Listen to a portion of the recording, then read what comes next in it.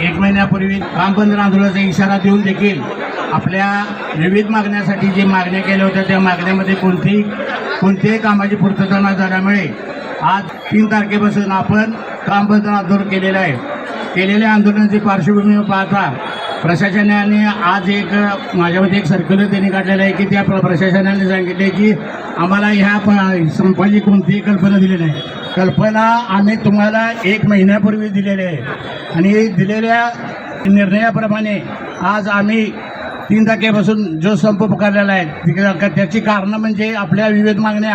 आपल्या लाड कमिटी शिफारसप्रमाणे नेमणुकी देणे व इतर अनुकंपा नोकऱ्या देणे व मागा 7व्या वेतनाचा फरक देणे, महागाई भत्त्याचा फरक देणे समावेश करणे व इतर आश्वासित प्रगती योजनेची कामे जी अपुरी आहेत ती पूर्ण करणे. हमारी युनियन 2% महागाई भत्ता या पगारात समाविष्ट 2% महागाई भत्ता या पगारात समाविष्ट 7व्या वेतन आयोगाचा फरक, अनुकंपा तत्वावरील नेमणुका, लाडपागे समितीच्या प्रलंबित सर्व नेमणुका, लाडपागे तत्वावरील प्रलंबित सर्व नेमणुका,